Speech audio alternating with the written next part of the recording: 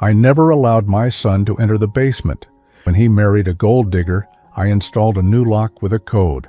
While I was away on a business trip, my son called me in desperation. "Dad, she went into the basement," and I had already expected this. So I started my plan. Subscribe to the channel for more stories like this, and comment the city you're watching from. I was sitting in a hotel conference room in Denver when my phone rang.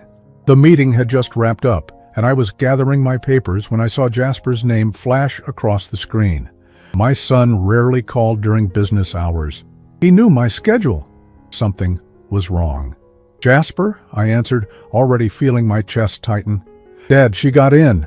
His voice was shaking. "Amara got into the basement. She knows the code somehow. Dad, I don't know what to do." The papers slipped from my hands and scattered across the polished mahogany table. 23 years. 23 years of keeping that door locked, of protecting what was down there, of waiting for the right moment that never seemed to come. What did she see? My voice came out steadier than I felt. "Everything, I think. The filing cabinets are open, papers everywhere. She's furious, Dad. She's saying things, terrible things about you, about Mom." He paused, and I could hear her voice in the background, sharp and angry. "She wants to talk to you." "Don't put her on," I said quickly. "Jasper, listen to me carefully. Is she still down there?"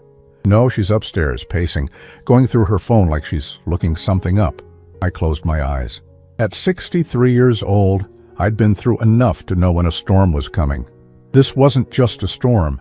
This was a hurricane I'd been preparing for since the day Jasper brought Amara home 3 years ago. The moment I met her, I knew. Maybe it was intuition. Maybe it was the lessons life had beaten into me, but I saw right through that practiced smile and those calculated compliments. The way she assessed the house during that first dinner, her eyes lingering on the antique chandelier, the original hardwood floors, the paintings Margaret had collected over the years. The way she asked pointed questions about my business, about retirement plans, about what would happen to the house someday. Margaret would have seen it too. My wife had always been better at reading people than I was. But Margaret was gone, had been gone for 15 years, and Jasper was alone and vulnerable when Amara found him. "Dad, are you still there?" "I'm here, son. I'm booking the first flight home." "She's saying you've been hiding things from me, that you don't trust me, that you've been controlling everything." His voice cracked. "Is that true?" I felt something break inside my chest. After everything I'd done, every sacrifice, every sleepless night, protecting what Margaret and I built together, this was what it came to. My own son questioning whether I'd been manipulating him. "Jasper, everything I've done has been to protect you. I need you to trust me until I get home. Can you do that?" Silence stretched between us. In that pause, I could hear 35 years of fatherhood hanging in the balance. The scraped knees I'd bandaged, the baseball games where I cheered until my voice went hoarse, the college tuition I'd paid without hesitation, the nights I'd stayed up helping him through heartbreak and disappointment. All of it weighed against whatever poison Amara had dripped into his ear over the past 3 years. "Okay," he finally said. "But Dad, she's really angry. I've never seen her like this." Of course she was angry. She'd just discovered that every plan she'd carefully constructed was built on sand. I'd made sure of that the day Jasper told me he was going to propose. "I'll be home by tonight," I told him. "Don't let her take anything from that basement. And Jasper, don't sign anything she puts in front of you. Promise me." "I promise." I hung up and immediately pulled up flight options on my phone. My hands were shaking. Not from fear exactly, but from something deeper. Exhaustion, maybe. The weight of carrying secrets for so long, of being the guardian of a legacy that my son didn't even fully understand yet. The basement had been off limits since Jasper was a child. When he was young, I'd told him it was dangerous, that the stairs were unstable, that there were old chemicals down there from previous owners. As he got older, the excuse changed. It was my private office space. It was full of old business documents that needed to stay organized. It was where I kept things that reminded me too much of his mother. None of it was entirely a lie, but none of it was the full truth either.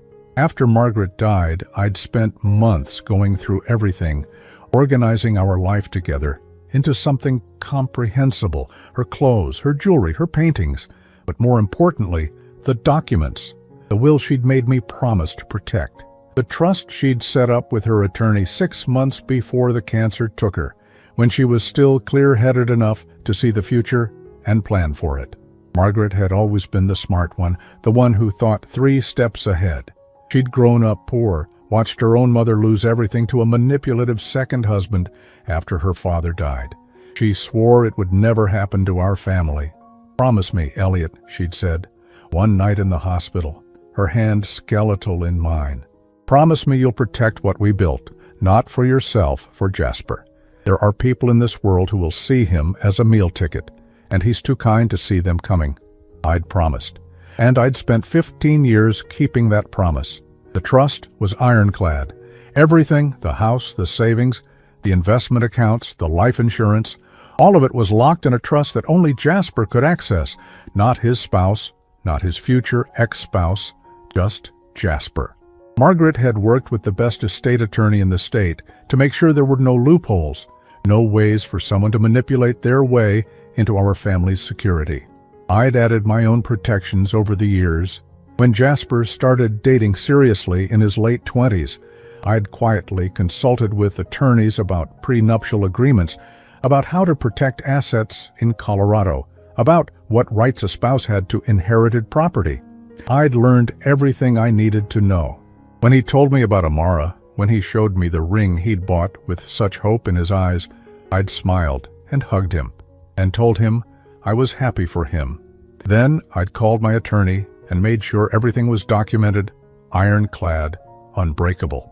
The prenuptial agreement had been my idea, though I'd made it seem like it came from the attorney as a standard practice for families with estates over a certain value. Jasper had been embarrassed to ask Amara to sign it, but I'd insisted. She'd signed it with barely a glance, probably thinking it was just a formality, that she'd have years to work around it to convince Jasper to change things. She was wrong. I boarded the flight 3 hours later, my stomach churning. I'd texted Jasper twice. Brief messages, "Hang in there, I'm coming." He'd responded with simple acknowledgments, "Okay, see you soon." During the flight, I couldn't stop thinking about Margaret, about how she'd seen this coming, how she'd protected our son even from beyond the grave. I wished she was here now, wished I could hear her voice telling me I'd done the right thing. But I was alone with this burden, just as I'd been alone with it for 15 years. And now, finally, the moment I'd been dreading and preparing for had arrived. Amara had opened Pandora's box, and there was no closing it again. The flight felt endless. Every minute stretched into an eternity as I stared out at the clouds, my mind replaying the past 3 years like a film I couldn't pause. I'd known something was wrong from that first dinner. Jasper had been 32 when he met Amara at some charity event downtown. He'd come home that week glowing, talking about this incredible woman who understood him, who made him laugh, who shared his interests. I'd been cautiously optimistic. My son deserved happiness. After a string of failed relationships in his 20s, he deserved someone genuine. Then I met her. Amara was beautiful, I'll give her that. 28 years old, with the kind of polished appearance that comes from expensive salons and carefully chosen clothes. She'd shown up to dinner in a dress that probably cost more than most people's monthly rent, heels that clicked authoritatively across my hardwood floors, her dark hair styled in loose waves that looked effortless, but certainly weren't. "Mr. Thorne, it's such an honor to finally meet you," she'd said, extending a perfectly manicured hand. "Jasper has told me so much about you and this beautiful home." The way she'd said home, with just a slight emphasis, had been my first warning. Throughout dinner, she'd been charming, asked about my business, about Margaret, about how Jasper had grown up. She'd laughed at my stories, touched Jasper's arm affectionately, and complimented everything from the roast to the china pattern. But I'd watched her eyes. They'd wandered constantly, taking inventory. When she thought no one was looking, she'd examined the silver candlesticks on the mantel, the Persian rug in the living room, the original oil paintings Margaret had loved. I'd seen her fingers brush against the marble countertop in the kitchen, assessing, calculating. After she left that night, Jasper had been euphoric. "She's amazing, isn't she, Dad? I think she might be the one." I'd smiled and told him to take his time, to really get to know her. Inside, alarm bells were ringing so loud I could barely hear myself think. I'd started paying attention after that. Really paying attention. 6 months into their relationship, Amara had started making suggestions. The house could use some updating, didn't Jasper think? The kitchen was so dated. The master bathroom could be completely redone. She knew a wonderful contractor. Jasper had mentioned it to me casually one Sunday when he'd come over for lunch. "Amara thinks we should renovate a few rooms. She's got great taste, Dad. You should see some of the designs she's shown me." She'd already inserted herself into ownership of a house she didn't live in, that belonged to a trust she knew nothing about. "The house is fine as it is," I'd said carefully. "Your mother and I chose every detail together. I'm not ready to change that." I'd seen the flash of irritation cross Jasper's face. "Dad, it's been 15 years. Don't you think Mom would want the house to feel current? To be functional for a new generation?" The manipulation was subtle but effective. She was using Margaret's memory against me, making me seem like I was living in the past, being unreasonable. And Jasper, desperate to please this woman he was falling for, couldn't see it. The suggestions had continued. Maybe Jasper should ask me about retirement plans. Was I thinking about downsizing? What would happen to the house if something happened to me? Had I updated my will recently? Every question came filtered through Jasper, delivered casually, as if Amara was just being practical, just thinking ahead. But I heard what she was really asking. When do I get access to the money? I'd deflected, changed subjects, kept my answers vague. And I'd called my attorney to make absolutely certain every document was sealed tight. When Jasper had told me he was going to propose, my heart had sunk.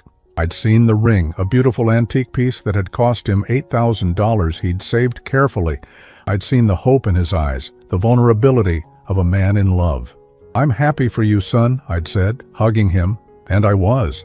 I wanted Jasper to be happy, to have the kind of marriage Margaret and I had shared. But I also knew Amara wasn't capable of giving him that. The wedding had been elaborate. Amara had insisted on a venue that cost $45,000, flowers that cost $12,000, a dress that cost $8,000. Jasper had struggled to pay for it, too proud to ask me for help. I'd given them $20,000 as a wedding gift, knowing most of it would go toward paying off wedding debt.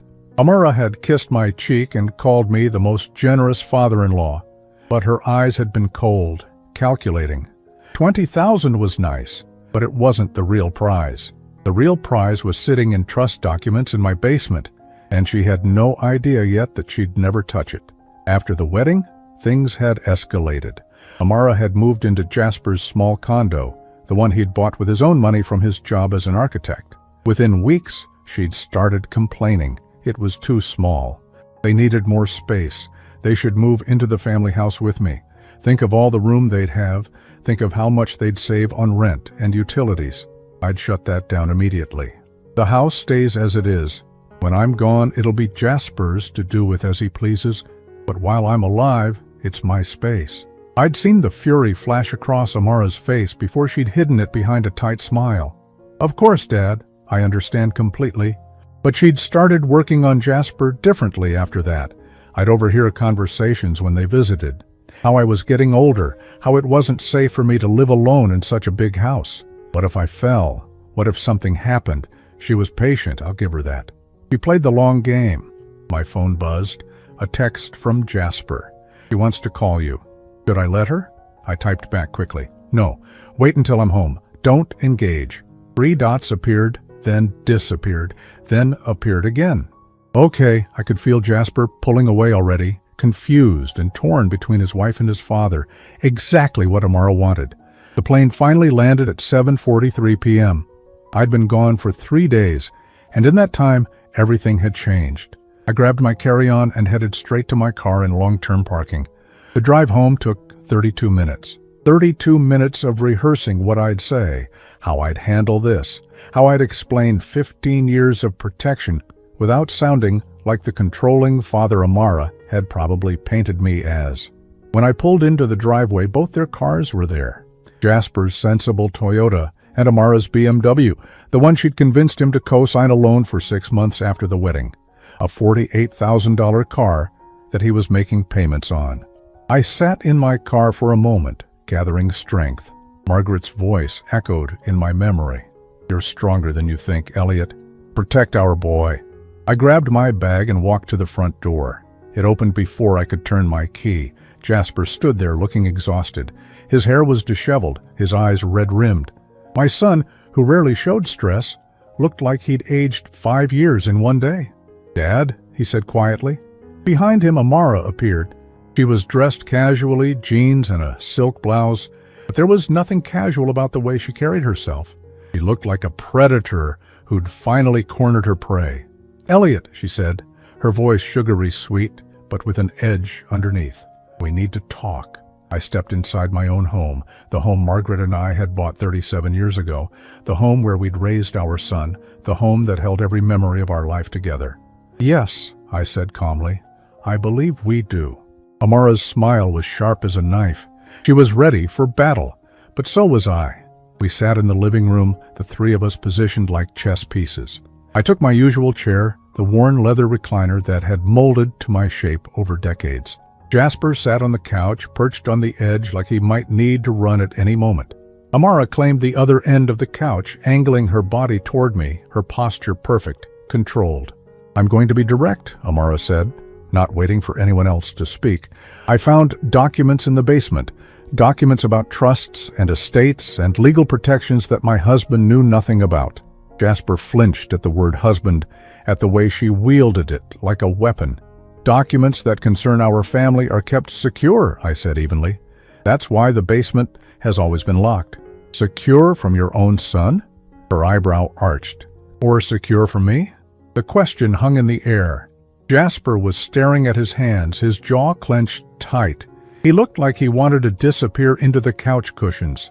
"Both," I said, deciding there was no point in pretending anymore.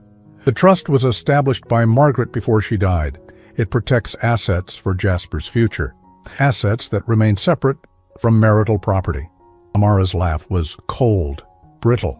"Marital property? You mean you made sure I'd never have any claim to this family's money?" "I made sure the legacy Margaret and I built would go to our son. Yes, exactly as she intended." "Dad," Jasper finally spoke, his voice strained. "You should have told me about this. I had a right to know." The pain in his voice cut deeper than any of Amara's accusations. This was what I'd feared most. Not her anger, but his hurt, his sense of betrayal. "You're right," I said, meeting his eyes. "I should have. I was waiting for the right time, and I kept waiting. And then suddenly, 3 years had passed." "The right time?" Amara repeated mockingly. "Or were you waiting to see if I'd leave, hoping your son's marriage would fail so you could keep your precious control?" "I was waiting to see if you'd show your true colors," I said quietly. "And now you have." Her face flushed red. "My true colors? I love your son. I've stood by him for 3 years. I've put up with your cold shoulders and your barely concealed disapproval. I've smiled through every family dinner where you treated me like I was some kind of intruder." "You are an intruder," I said, and Jasper made a small sound of distress. "From the first dinner, you were calculating the value of everything in this house. You've spent 3 years trying to manipulate Jasper into getting access to money that isn't yours and never will be." "That's not true," Jasper said, but his voice wavered with uncertainty. Amara turned to him, her expression softening into something that might have been convincing if I hadn't seen the hardness underneath. "Jasper, honey, your father has poisoned your mind against me. He's been controlling you your entire life. Can't you see that?" "I can see perfectly well," I said.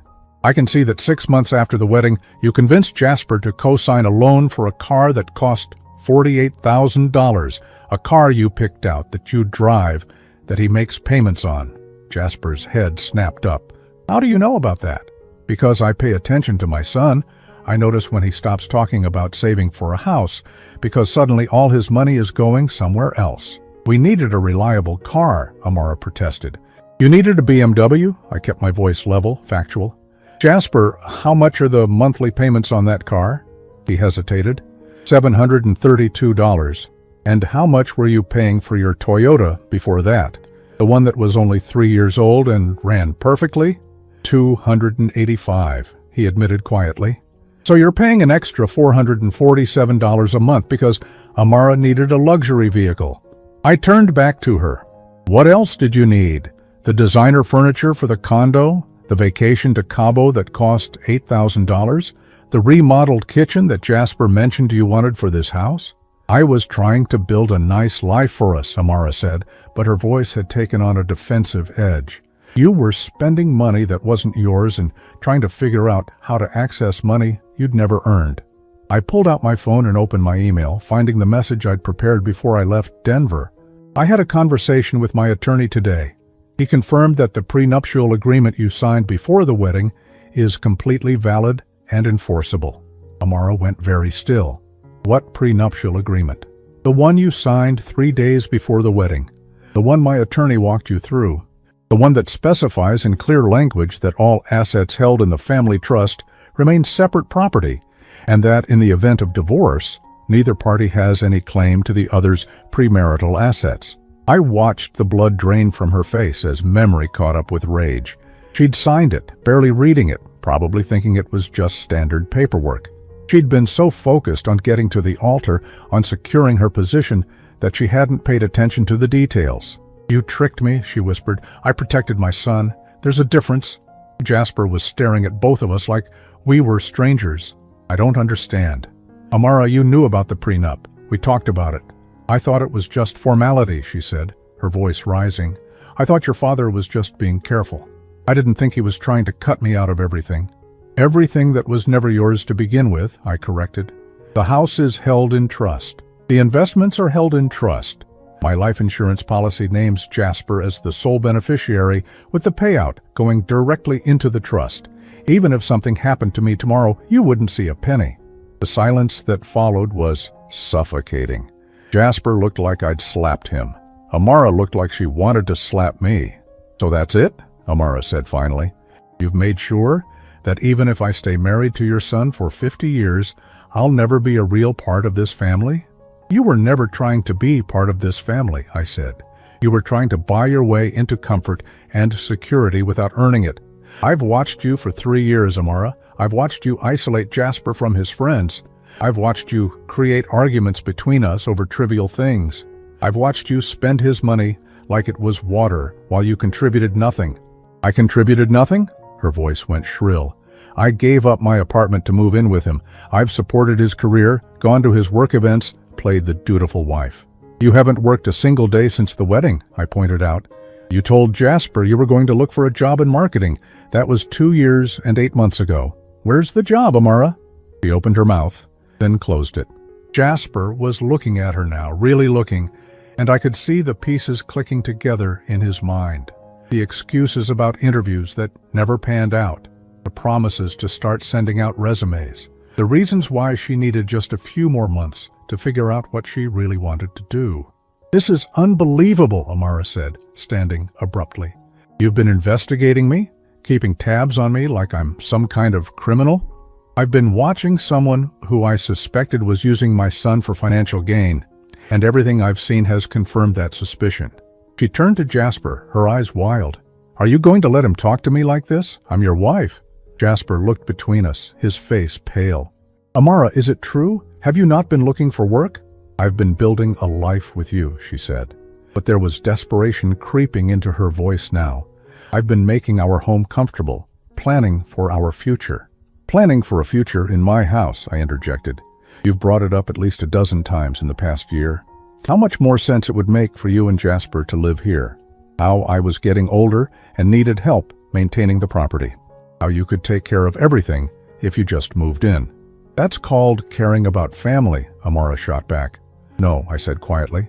That's called positioning yourself to take over assets you think you can eventually control. Jasper stood up suddenly. I need air. I need to think. He walked toward the back door, stepping out onto the patio. Through the window, I could see him gripping the railing, his shoulders shaking. Amara rounded on me the moment he was gone. "You're destroying my marriage. You destroyed it yourself the moment you decided my son was a means to an end, rather than a person worth loving." Her mask finally cracked completely. "You self-righteous bastard. You think you're so noble, protecting your precious legacy. But all you've done is made sure your son will never have a normal marriage, never have a partner who feels like an equal. A partner who isn't equal wouldn't need access to money she didn't earn, wouldn't need control over assets built by people who died before she ever met their son." "I could take you to court," she hissed. "Challenge the trust, the prenup, all of it." "You could try," I agreed. "You'd lose." Margaret's attorney was very thorough. "But you're welcome to waste your money on lawyers if you'd like." She stared at me with pure hatred. And for a moment, I saw exactly who she really was. Not the charming woman who'd walked through my door 3 years ago. Not the loving wife she'd pretended to be. Just someone angry that her carefully laid plans had fallen apart. "This isn't over," she said. "Yes," I replied. It is." I found Jasper on the patio, his hands gripping the wooden railing so tightly his knuckles had gone white. The evening air was cool, carrying the scent of the honeysuckle Margaret had planted along the fence 20 years ago. It should have been peaceful. Instead, it felt like standing in the eye of a hurricane. "Son," I said softly, stepping outside. He didn't turn around. "How long have you known? About Amara? About what she wanted?" "From the first dinner." He let out a shaky breath. "And you never said anything. Would you have listened?" I moved to stand beside him, both of us looking out at the yard Margaret had loved. You were in love, happy for the first time in years. What was I supposed to say? "I think your girlfriend is a gold digger. You would have chosen her and cut me out of your life." "Okay, so instead you just let me marry her? Let me commit my life to someone you thought was using me?" The pain in his voice made my chest ache. I hoped I was wrong. I prayed I was wrong, and I made sure that if I wasn't wrong, you'd be protected. "Protected," he repeated bitterly.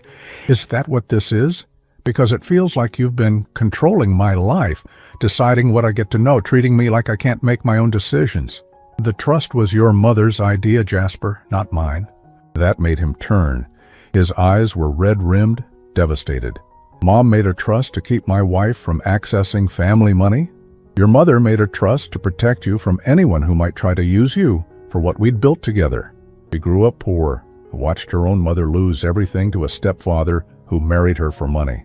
She swore it would never happen to you." I pulled out my wallet and removed the small, worn photograph I'd carried for 15 years. Margaret in the hospital, thin and pale but smiling, holding Jasper's hand. He'd been 20 then, about to start his junior year of college, still believing his mother would beat the cancer. 6 months before she died, your mom spent 3 afternoons with her attorney. She was very specific about what she wanted.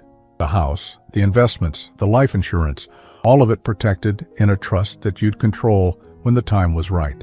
She made me promise to guard it until you were established in your own life. Jasper took the photo with trembling hands. She never told me. She didn't want you to feel different from your friends. Didn't want you to grow up thinking about money and inheritance. She wanted you to build your own life, your own career, your own character. The trust was just meant to be there as a foundation, a safety net. And the prenup? I took a deep breath. That was me. After I met Amara, after I saw how she looked at this house, at the life we'd built, I knew I needed another layer of protection. I'm sorry I didn't tell you my concerns directly. I should have. But Jasper, I've watched you brush off my worries before. Remember when you were 25 and dating that woman who borrowed $5,000 from you and never paid it back? He flinched. Sarah, that was different. She was going through a hard time. You told me I was being too suspicious when I suggested you get the loan in writing. She disappeared 3 weeks later. Or when you were 28 and your friend Connor convinced you to invest in his startup. He needed capital. He needed $12,000 of your money, which vanished when the business folded 6 months later. You told me I didn't understand entrepreneurship, that I didn't trust your judgment. Jasper was quiet, his jaw working. We both knew I was right.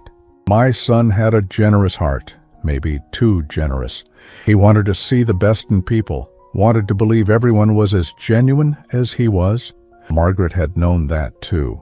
It was one of the things she'd loved most about him, and one of the things that had terrified her. Behind us, the patio door slid open. Amara stood there, and something about her had changed. The careful composure was gone. Her hair was slightly mussed, her makeup smudged under one eye. She looked cornered, dangerous. "I can hear you out here, you know," she said, "talking about me like I'm some kind of monster." "We're talking about facts," I said calmly. "Facts you've been avoiding for 3 years." She stepped fully onto the patio. "Fine. You want facts? Here's a fact. I did look at this house and think about what it would be like to live here. I did hope that maybe someday we'd inherit it. That's not a crime, Elliot. That's normal." "Hoping to inherit someday is normal," I agreed. "Plotting to move in while I'm still alive, trying to convince Jasper to pressure me into signing things over, researching ways to challenge estate planning, that's different." Her eyes widened. "I never researched anything. Your browser history says otherwise. I have excellent security on my home network, Amara. I've seen every search you've made while connected to my Wi-Fi. Estate trust loopholes, how to challenge a prenup, rights of surviving spouse in Colorado. You've been planning this for over a year." Jasper's head snapped toward her. "Amara, tell me that's not true." She opened her mouth, closed it, then laughed. It was a sharp, ugly sound. "What did you expect? You think I wanted to stay in that cramped condo forever? You think I wanted to watch you go to work every day while your father sits on a fortune and treats me like I'm garbage?" "I never treated you like garbage," I said. "I treated you with the exact amount of warmth you deserved, which was very little. Because you decided I wasn't good enough for your son the second you met me. Because I didn't come from money like your precious Margaret did." "My wife came from nothing," I said, my voice hardening. "She grew up in a trailer park. Her father was a mechanic who died when she was 12. Her mother cleaned houses. Margaret worked her way through college, through graduate school, built a career as a CPA. Every dollar we had, we earned together. So, don't you dare use her as some kind of privileged comparison." Amara blinked, clearly not having expected that. She'd probably assumed Margaret came from wealth, that I'd married into money rather than building it. "The difference between you and Margaret," I continued, "is that she never expected anything handed to her. She never looked at what others had and felt entitled to it. She worked, she saved, she sacrificed. You've done none of those things." "I sacrificed for this marriage," Amara shot back. "I gave up my independence, my own apartment, my own life, to build something with Jasper." "You gave up a $600 a month studio apartment to move into Jasper's paid-off condo," I said. "That's not sacrifice, that's upgrade. And you haven't built anything. You've spent Jasper's money while contributing nothing. No income, no savings, no partnership, just consumption." "Dad," Jasper said weakly, but he didn't defend her. That silence spoke volumes. Amara's face was flushed now, her breathing quick. "This is exactly what you wanted, isn't it? To turn him against me, to destroy what we have." "What you have," I said quietly, "was built on lies and manipulation. I didn't destroy it, I just shined a light on what was already there." "You son of a bitch," she hissed. Then she turned to Jasper, her voice shifting, becoming pleading. "Jasper, honey, please, don't let him do this. We can work this out. We can go to counseling, we can talk through everything. But you have to choose, me or him." It was the ultimatum I'd known was coming, the final card she had to play. She was betting that Jasper loved her more than he loved the truth. Jasper looked at her for a long moment. His eyes were swimming with tears, his face etched with pain. This was the moment where everything would change, and we all knew it. "When we first started dating," he said slowly, "you told me you worked in marketing, that you'd left your job because the company was toxic, and you were looking for the right fit. Do you remember that?" Amara nodded warily. "I've been paying bills for almost 3 years now, our joint account, and I just realized sitting here that I've never seen a single deposit from you. Not one. You told me last Christmas that you'd gotten a freelance contract, that you'd be contributing soon. Where's that money, Amara?" She swallowed hard. "It fell through. And the contract before that. And the interview you had in September that you said went so well.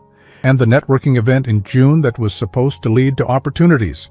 The job market is tough right now," she said defensively. "For 3 years?"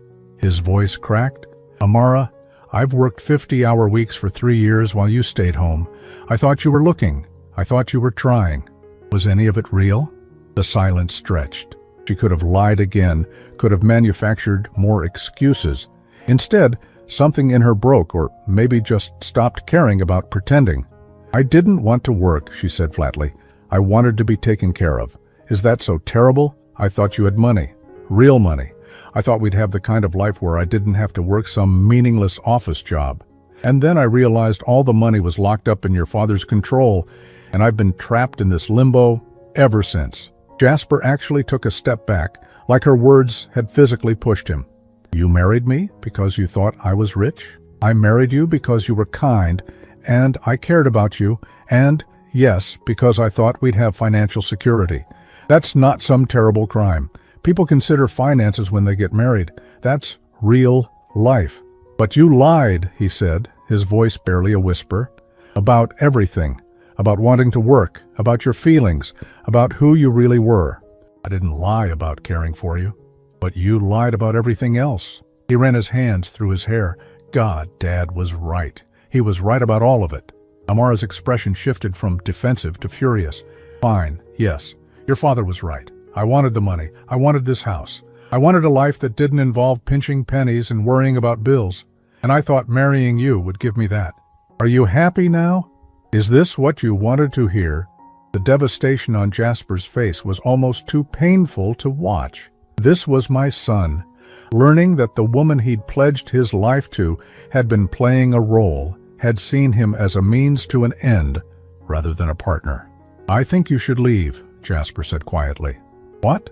"I think you should pack some things and leave. Go stay with your sister or get a hotel. I need you out of here so I can think." Amara's fury crystallized into something cold and calculated. "This is still half my home, Jasper. We're married. You can't just kick me out." "Actually," I said, "the condo is in Jasper's name only. He bought it before you met. You have no legal claim to it." Her head whipped toward me. "You looked that up too?" "I know every asset my son owns and how it's titled. That's not control, Amara. That's being a careful parent." Wasteful. She looked between us, and for the first time I saw real fear in her eyes. She'd lost, and she knew it. "If I leave now, I'm not coming back," she said, a last desperate threat. Jasper met her eyes. "I know." The sound of Amara's suitcase wheels scraping across the hardwood floor echoed through the house like a death knell. It was 9:15 p.m., and I sat in the living room while Jasper stood in the doorway of his old bedroom upstairs, watching his wife pack 3 years of marriage into 2 bags. I heard her footsteps, quick and angry, moving from room to room. A drawer slammed, then another. She was taking her time, maybe hoping Jasper would crack, would tell her to stop, would take it all back. He didn't. When she finally came down the stairs, she looked nothing like the polished woman who'd sat across from me hours earlier. Her hair was pulled into a messy ponytail, her face blotchy and streaked with mascara. She dragged both suitcases behind her, refusing to look at either of us. At the door, she finally paused. "Jasper," she said, her voice hoarse, "I need money for a hotel. I don't have anywhere else to go tonight." He pulled out his wallet slowly and handed her 3 $20 bills. $60. The gesture was so small, so final. Not enough for more than a night or two at a cheap motel. She stared at the money in her hand like it was an insult. $60? After 3 years? "You have access to our joint account," Jasper said quietly. "There's about $800 in there. Take what you need." "What I need?" Her laugh was bitter. "What I need is for you to wake up and realize your father has poisoned you against me. But I guess that's not happening." She grabbed the doorknob, yanked it open. The cool night air rushed in, carrying the scent of rain. She stood there for a moment, silhouetted in the doorway, and I thought maybe she'd try one more time to manipulate him, to find some crack in his resolve. Instead, she just left. The door clicked shut behind her, and seconds later, we heard her BMW start up and pull away. The silence that filled the house was deafening. Jasper stood frozen in the same spot, staring at the closed door. I watched his shoulders start to shake, and then he crumpled, just collapsed onto the bottom step of the staircase, his face in his hands, and the sobs came, deep, wrenching sounds that tore at my heart. I moved to sit beside him, and he immediately turned into me like he was a child again. My 63-year-old body folded around my 35-year-old son, and I held him while he broke apart. "I'm so stupid," he choked out between sobs. "I'm so stupid, Dad. How did I not see it?" "You loved her," I said simply. "Love makes us see what we want to see." 3 years of my life gone, wasted on someone who was just using me. "Not wasted," I said firmly. "You learned something. About people, about yourself, about what you really want in a partner. That's not waste, son. That's life." He pulled back, wiping at his eyes with his sleeve. "You tried to warn me, not directly, but I could feel it, your disapproval. And I told myself you were just being overprotective, that you couldn't let go. But you saw her. Right from the start, you saw exactly who she was." "I've had more years to learn about people," I said, "and I had the advantage of not being in love with her. It's easier to see the truth when your heart isn't involved." He let out a shaky laugh. "Mom would have seen it too, wouldn't she? The first time Amara walked through that door, your mother would have had her number. Margaret had a sixth sense about people." Jasper leaned back against the staircase, exhausted. "Tell me about the trust. I want to know everything, no more secrets." So I did. We sat there on the stairs, and I explained every detail. How Margaret had spent those last months of her life planning for a future she wouldn't be part of.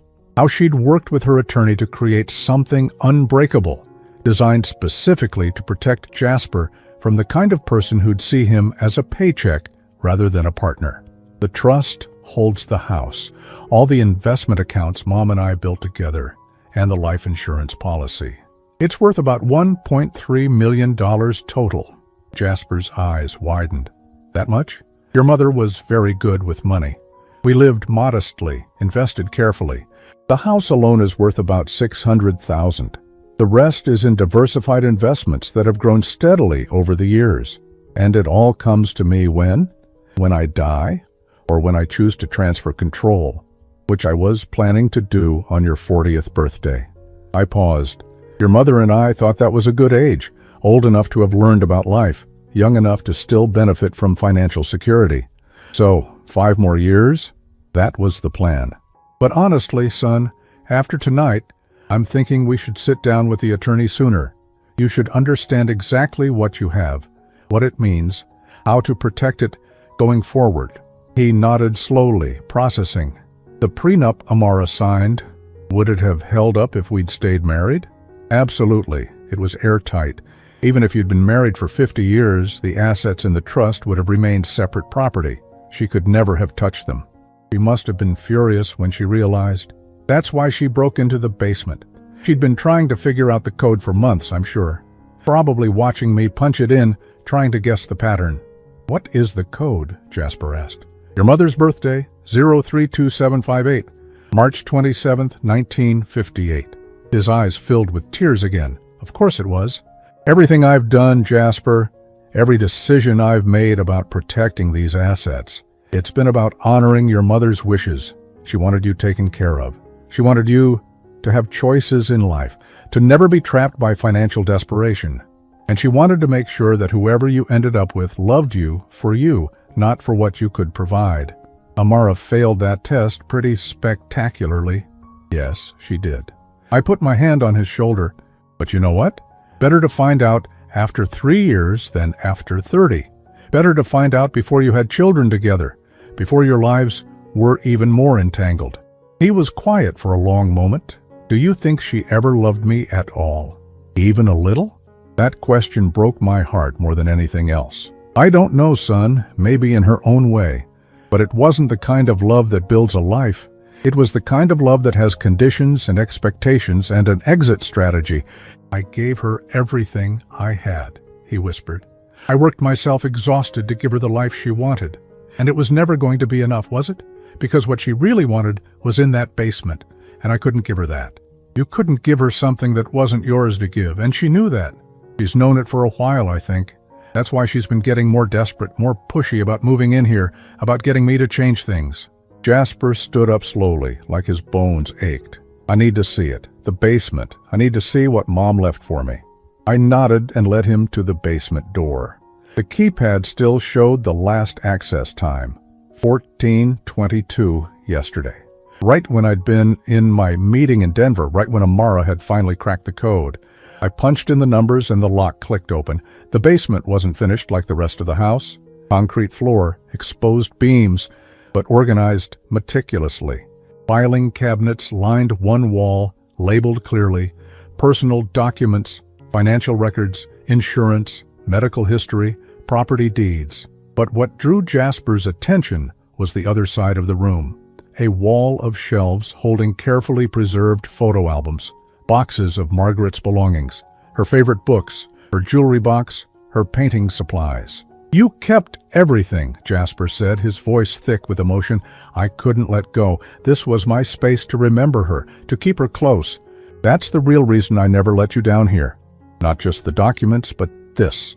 I wasn't ready to share it, wasn't ready to see you go through her things and relive the loss." Jasper walked to the shelves and picked up a photo album. He opened it to a random page, and there was Margaret, maybe 25 years old, laughing at the camera, her hair wild in the wind, young and healthy and full of life. "I forget sometimes what she looked like before the cancer," he said softly. "I forget that she was a whole person before she was sick. She was extraordinary," I said. "Brilliant and funny and so damn stubborn. When she decided something was right, there was no changing her mind. And she decided that protecting you was right. She poured everything she had left into making sure you'd be okay." He set the album down and opened one of the filing cabinets. Inside were folders, each labeled in Margaret's neat handwriting, trust documents, will, life insurance, property titles, investment accounts, and in the very front, a manila envelope with Jasper's name on it. He pulled it out with trembling hands. "What's this?" "A letter. She wrote it 2 weeks before she died. Told me to give it to you when you were ready. I've been holding on to it, waiting for the right moment. Can I read it now?" "It's yours, son. It's always been yours." He opened the envelope and pulled out several pages covered in Margaret's handwriting. His eyes moved across the words, and I watched tears begin to fall. He read in silence for several minutes while I stood there, remembering the day Margaret had written those words, how weak she'd been, how determined. When he finished, he looked up at me. She knew, even then she knew I'd need protection. She knew someone might try to use me. "Your mother understood the world, Jasper, the good and the bad, and she loved you enough to prepare for both." He folded the letter carefully and held it against his chest. "I miss her so much, Dad." "Me too, son. Every single day." We stood there in the basement surrounded by the physical evidence of a life lived and a love that had transcended death. Margaret had been gone for 15 years, but she was still protecting her son, still guiding us both. And finally standing there together, Jasper and I weren't divided by secrets anymore. We were united by the truth and by the love of a woman who'd known exactly what we'd need to survive, even if she couldn't be here to give it to us herself. 6 months had passed since that night, 6 months since Amara had walked out with her 2 suitcases and $60. 6 months of healing, of rebuilding, of learning what life looked like on the other side of deception. The divorce had been swift and, thanks to the prenuptial agreement, relatively painless. Amara had tried at first to challenge it, hiring an attorney who'd taken one look at the documents and advised her to accept the settlement offered. She'd walked away with exactly what she'd brought into the marriage, nothing but her personal belongings and a car loan she couldn't afford. Last I'd heard, she'd moved to Arizona to live with her sister. Jasper had blocked her number after she'd called 17 times in the first week, alternating between begging him to reconsider and screaming about what a mistake he was making. He didn't take her back. Not once did he waver. Today was Sunday, and it had become our day. Every Sunday, Jasper came to the house for dinner. Sometimes we cooked together, attempting recipes that Margaret used to make, and usually failing in ways that made us laugh. Sometimes we ordered takeout and sat in the living room, watching whatever game was on. But mostly, we talked. "I met someone," Jasper said, cutting into the roast chicken I'd somehow managed not to burn. I looked up, surprised. "Oh? Nothing serious yet. Just coffee a couple of times. Her name is Diane. She's a landscape architect. We met at that conference I went to last month. And? He smiled, a real smile that reached his eyes for the first time in months. And she paid for her own coffee. Insisted on it, actually. Said she had a rule about always paying her own way on first dates. I felt something warm bloom in my chest. Smart woman. She asked about my family, and I told her the truth, all of it. The divorce, the reasons, everything. I figured, if that scared her off, better to know now. What did she say? She said her brother went through something similar. Got taken advantage of by someone who saw dollar signs instead of a person. She understood. We ate in comfortable silence for a moment. Then Jasper set down his fork and looked at me seriously. I want to apologize, Dad. For what? For not trusting you. For all those times I chose Amara over your concerns. For making you feel like you couldn't be honest with me. I shook my head. You don't need to apologize for loving someone, Jasper, even if they didn't deserve it. But I do need to apologize for not seeing what was right in front of me. For being so desperate to prove I could make my own choices that I ignored obvious red flags. He paused. I've been thinking a lot about Mom lately, about what she must have gone through, making all those plans while she was dying. How scared she must have been, knowing she wouldn't be here to protect me herself. Terrified, I admitted. Some nights, she'd wake up crying, worried about what would happen to you, worried that I'd die too, and you'd be alone, worried that someone would come along and undo everything we'd built for you. The trust wasn't about control, it was about love. Everything your mother did was about love, even the hard things, especially the hard things. Jasper reached into his pocket and pulled out the letter Margaret had written to him, now creased and worn from being read dozens of times. She wrote something in here that I keep coming back to. She said, "Real love doesn't demand access to bank accounts or property deeds. Real love is built in small moments, in shared struggles, in choosing each other, even when it's hard." She was a wise woman. She was. And she was right. Amara never chose me when it was hard. She chose me when she thought it would be easy, when she thought I came with a fortune attached. The second she realized the money wasn't accessible, she started planning her exit strategy. But you learned from it. That's what matters. I did. I learned what I don't want. And I learned that I'd rather be alone than be with someone who's only there for what I can provide. I raised my glass. That's worth drinking too. He clinked his glass against mine, and we both took a sip. The wine was a bottle Margaret had bought 20 years ago, one she'd been saving for a special occasion. I'd been saving it too, waiting for the right moment. This felt right. "I've been thinking about the trust," Jasper said, "about what we should do with it." "What do you mean?" "You said Mom wanted me to have choices, to never be trapped by money or the lack of it. But I've been working as an architect for 13 years now. I built my own career, my own savings. I don't need the trust money to survive." "Your mother wanted you to have security, Jasper. That was the whole point."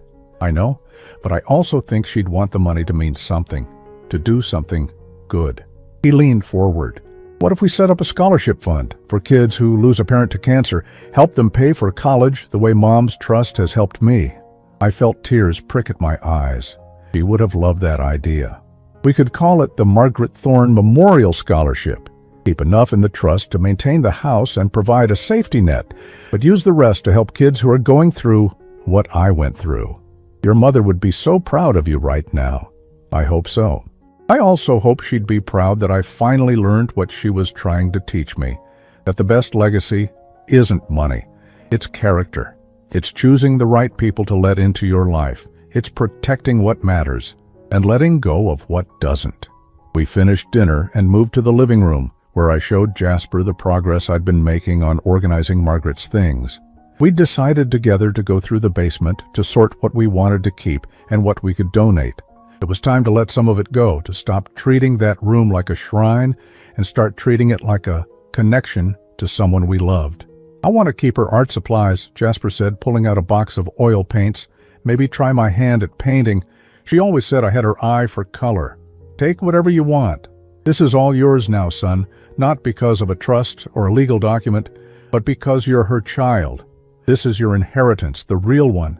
He looked around the basement at the carefully preserved pieces of his mother's life. "You know what the strangest part is? Amara spent 3 years trying to get access to money and property, and she never once asked about Mom. Never asked what she was like, what she cared about, what made her special. She saw the assets, but never the person behind them. That tells you everything you need to know about Amara. It does. He picked up a photo of Margaret holding him as a baby, both of them laughing at something off camera. This is what I want in my life, Dad. This kind of love. The kind that lasts past death, that builds legacies not in dollars but in memories and lessons and moments like this. You'll find it, I assured him, now that you know what to look for. As we locked up the basement that night, Jasper paused at the keypad. Are you going to change the code? I thought about it. No. I think I'll keep it as Mom's birthday. That way, every time I punch it in, I remember why all of this matters. Not the money or the property, but the love behind it. We walked upstairs together, and I made coffee while Jasper loaded the dishwasher, a routine we'd developed over these Sunday dinners. It felt normal, comfortable, like we were building something new on the foundation Margaret had laid for us. Dad? Jasper said, as he was getting ready to leave. Thank you. Yes, for what? For protecting me, even when I didn't want to be protected, for seeing what I couldn't see, for keeping Mom's promises, even when it meant I was angry at you. I pulled him into a hug. I'd do it all again in a heartbeat. After he left, I stood in the living room and looked at the photo of Margaret that I kept on the mantel. She was 35 in the picture, her smile bright and genuine, her eyes full of life. We did it, I told her quietly. He's okay, he's going to be okay. Joyce. I could almost hear her response, that mix of relief and pride she always showed when one of our plans worked out. She'd been gone 15 years, but she'd never really left. She was in every protected asset, in every lesson Jasper had learned, in every Sunday dinner we shared. The trust had protected the money, but Margaret's real legacy was something no document could capture. It was the wisdom she'd passed down, the love she'd instilled, the character she'd helped build in her son. Amara had walked away with nothing because she'd never understood what really mattered. She'd seen the house, the accounts, the life insurance policy, and thought that was the treasure. She'd missed the real wealth entirely. As I climbed the stairs to bed that night, I felt something I hadn't felt in years: peace. Not just the absence of conflict, but the presence of something deeper. The knowledge that I'd kept my promises, that Margaret's love had transcended death, that our son was finally free to build the life he deserved. The basement door was locked, but what it protected wasn't really about money anymore. It was about memory, about honor, about a love story that had started 40 years ago and was still writing its final chapters. And in the end, that was the only legacy that truly mattered.